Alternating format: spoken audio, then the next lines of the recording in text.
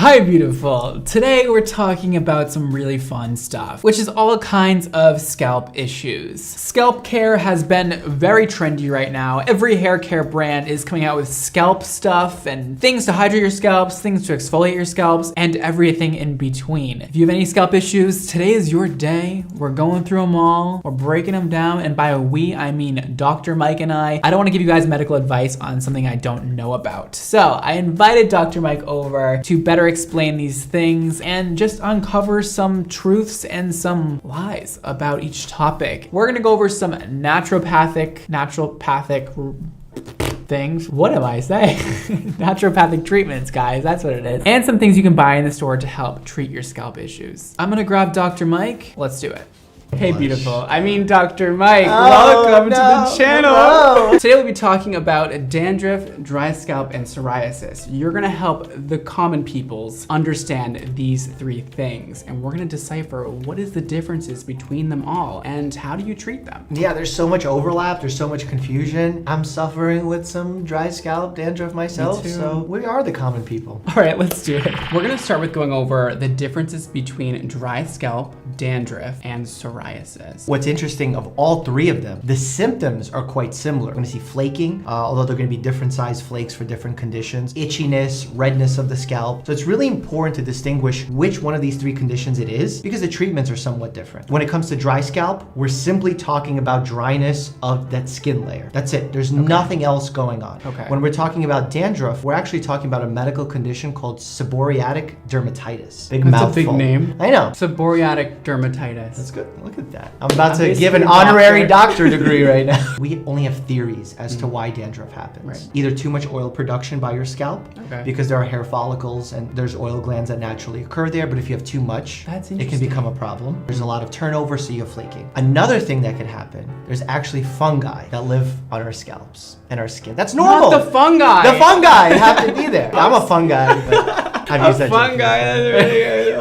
And these fungi, the specific one is Malassezia furfur. And these fungi actually live naturally and it's fine. But when we have an overgrowth of them, they actually release this compound, this acid, that creates irritation of the scalp. And what's interesting, it actually ties into that oil thing that we talked about earlier, because if you have a lot of oil, that fungi actually eat that oil and that's why they create that product. So perhaps both are true. And then the final one, as you said, was psoriasis. Yes. That's an autoimmune condition where your own body is actually creating inflammation and you get plaques, you get the same flaking, but with a lot of redness. And the thing to keep in mind with psoriasis is it's not limited to the scalp. If it's happening, it potentially can be happening in other areas of your body and internally as well. It's possible that this high inflammatory state can be going on in your blood vessels, in your joints. You have to monitor it, basically, and you have to have a doctor on board for that. I brought some goodies. Oh. First we have an oldie, but I guess a goodie. Yeah. Head and Shoulders, clinically proven to help restore scalp's natural moisture, infused with almond oil. Pyrithione zinc? That was good. It has two functions. One, it has some antifungal activity for that Malassezia, that yeast, but it also helps with the decreasing of flaking. It makes sense why this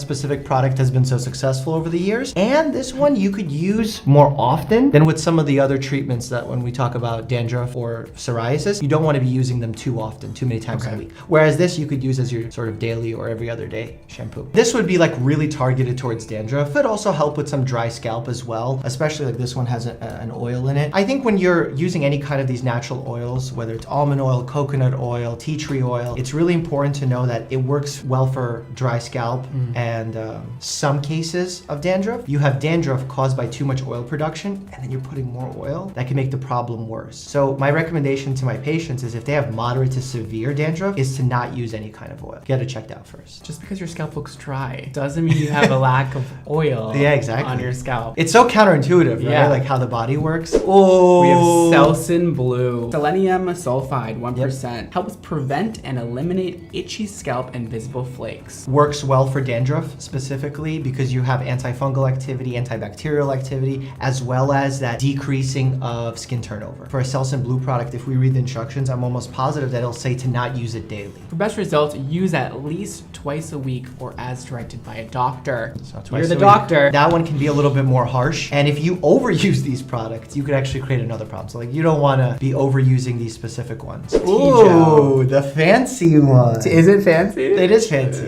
Because wait until I tell you the ingredient. You're going to be like, there's no way that's the ingredient. It controls redness, intense itching, and flaking of severe scalp conditions. Dandruff, psoriasis, seborrheic dermatitis. Which seborrheic dermatitis is very similar to dandruff, if not the same thing. Ready for the main ingredient? Yes. Coal tar. And what is that? Right? You would think like coal tar. Do I want that on my Is scalp? it actual coal? It's actual coal tar. Mixed with tar? Well, I don't know like how they mix it chemically speaking, but this is a product that I wouldn't use for just simple dry scalp. This is something that I would use for psoriasis or seborrheic dermatitis. Also, you don't want to use this daily, but again, similar mechanism of action, some antifungal activity, some cytostatic activity, which means again, decreased cell turnover. You like using fancy terms because it makes us feel special. And you went to medical school, so you have to use fancy terms. I use it, like I learned it, I spent time learning, so I'm like, I'm just gonna flex. I find it interesting that all the ones we just went over have different active ingredients. Yeah. I didn't know there was different levels to it. Well, just like when you go look for a pain reliever, let's say an over-the-counter pain reliever, you have so many options. You have ibuprofen, naproxen. They're different,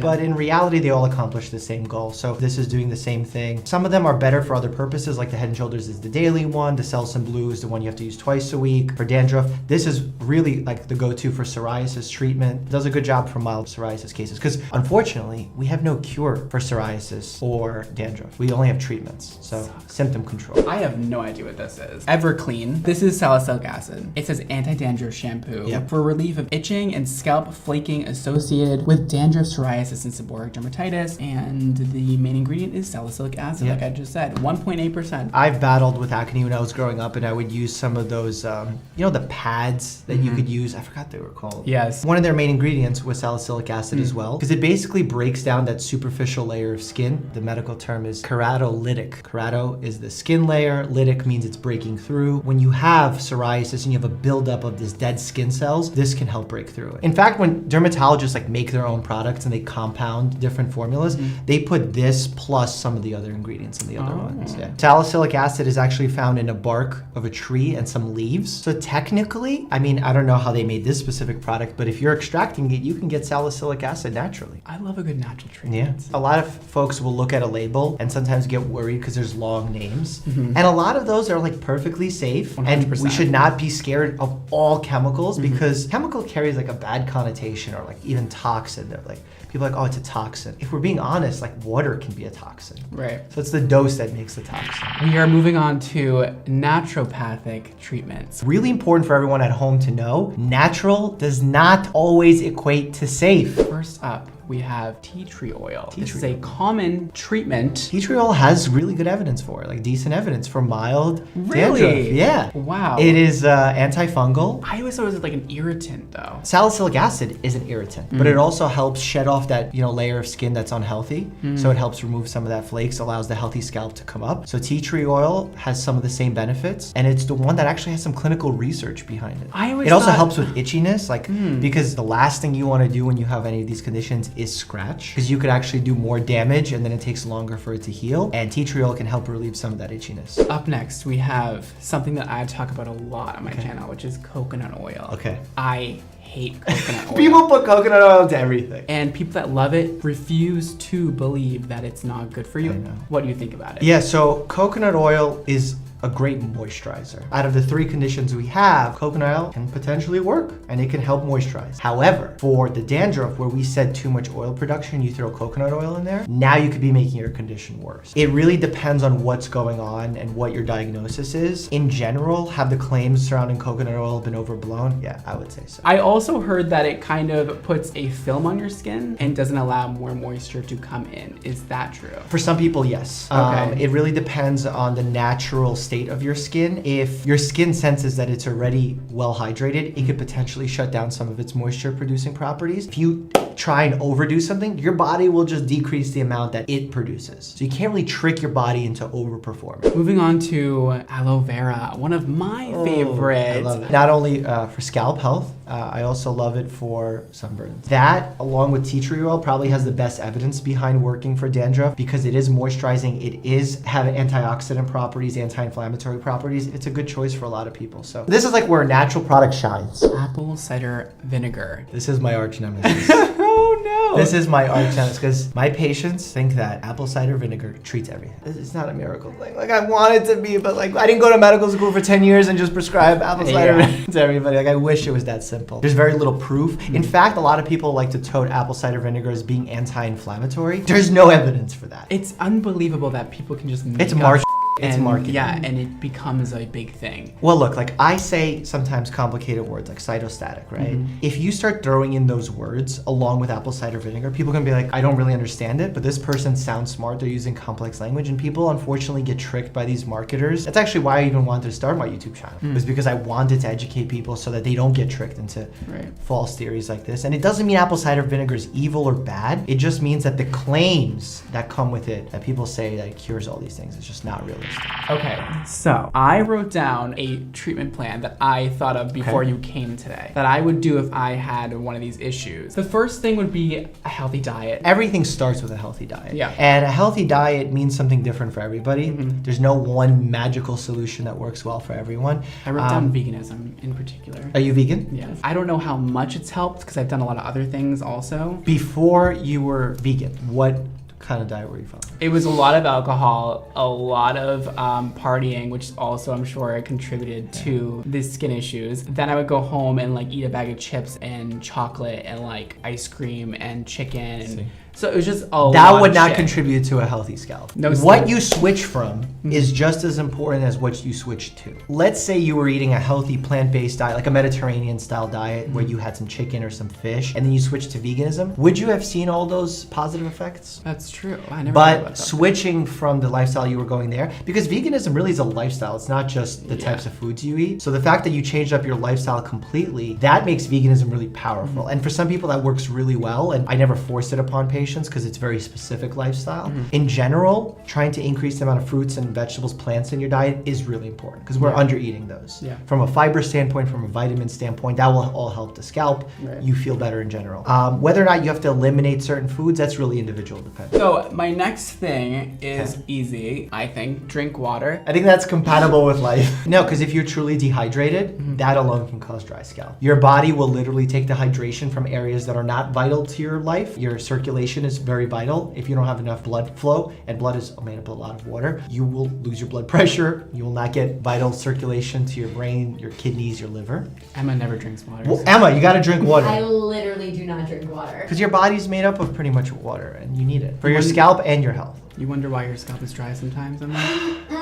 It's looking pretty good lately. What have you been doing? Water. It was just really dry that one time. It really was. Like my scalp's like never dry. Well, Like, you know great what? Another scalp. thing that causes dry scalp sometimes, and this may or may not be what happened to you, is something known as contact dermatitis, where you use a product, a cream, you wore a hat or something that had a reaction to your skin, just like how it would happen on your regular skin, but it happens on your scalp, and it can cause that flaking dryness. But as soon as you remove that product, it goes away. That's why I think one of your recommendations that I've heard you say in the past is to not use scented products, and scented products can cause that contact dermatitis.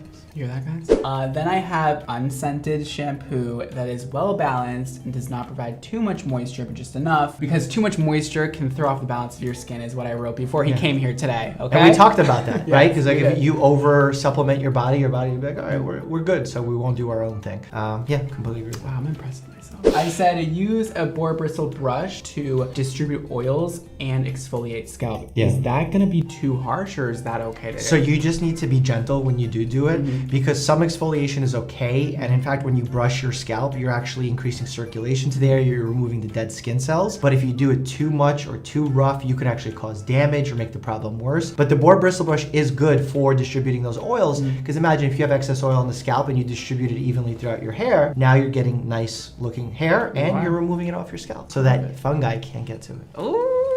Do not pick at your scalp, which is pretty self-explanatory. Self-explanatory, but People do it a lot. Yeah. And you can't blame them. Like, they feel something there or they want to get it off. But the more you pick, the more it's going to get worse. It's really like, it's almost like chicken pox. It's addicting. The more you scratch, the more it grows. Lastly, have patience. Oh, Healing yes. takes time. Did you put that in because I treat patients? Yes. Okay. I was going to say. Yeah, absolutely. Healing takes time. Like, even the over-the-counter treatments, they take weeks to work. So people think like, oh, I used this product and it didn't go away. It will never go away off a single time. So like, dry scalp is probably the one that will go away quickest if it was caused by a product that you got rid of and now is healing. Or if you just needed some moisturizing and you solved that problem, it can go away as well. But dandruff, psoriasis, those are the ones that are going to take some time to treat. So yeah, absolutely be patient. I love that. So like, even if your diet change or your water intake doesn't affect your scalp the next day, it could happen months down the line. What do you think about that treatment plan of mine? I think it's amazing. I think you're focusing on the right things, the things that are within your control. A lot of times when we're sick, whether it's with your scalp or anything in our bodies, we lose control. So taking back control and using the things that we have at our everyday disposal is awesome. Would you add anything? If it's moderate to severe, get a doctor's opinion on what you should go with. That's just because,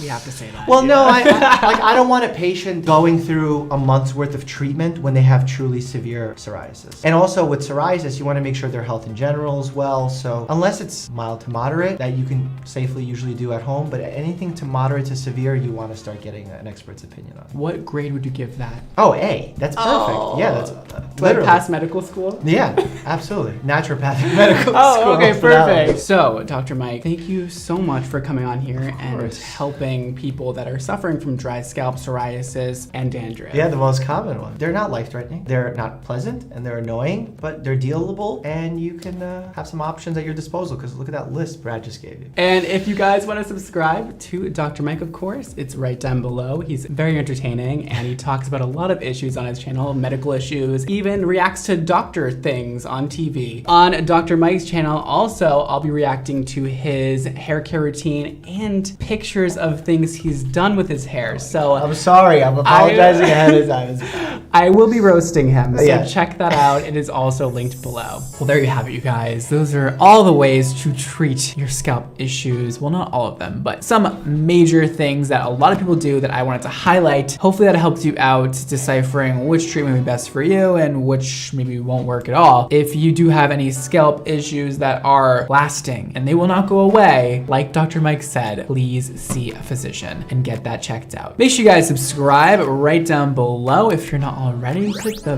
bell icon and the like to stay notified when I post videos, and just to be nice, checking a like button is always cool, you know? This is my phone number. You guys can text. And yes, I really do get all your messages, and yes, I do respond to a few of you guys every day, so text away. Here are all my social media handles. Make sure you guys follow me everywhere else. Here they all are. Check it out. Check out Xmondo Hair at xmondohair.com. We just released 4 brand new products. They are shampoos and conditioners, and they are stunning, and thank you guys for purchasing. It's been incredible. I really appreciate it. Linked below. Also, you can check us out at Xmondo Hair on Instagram to learn more. Today's Instagram shout out goes to Alexia. She says, hey, I have a question. I have light brown hair, and for about 2 years, I've had blonded faded tips, and I'm honestly so bored of it. I came to ask you some tips about how I should dye it or how I should cut it, but I need something that is appropriate for school because I have a strict school. I think that you should keep the color or just brighten it up just a tad bit with some balayage highlights, but cut it short. I think that'll be the change you're looking for, and I think it'd be very school appropriate, so try it out. That's all for today, guys. Thank you so much for watching. Don't forget to live your extra life, and I'll see you next time. Bye, guys.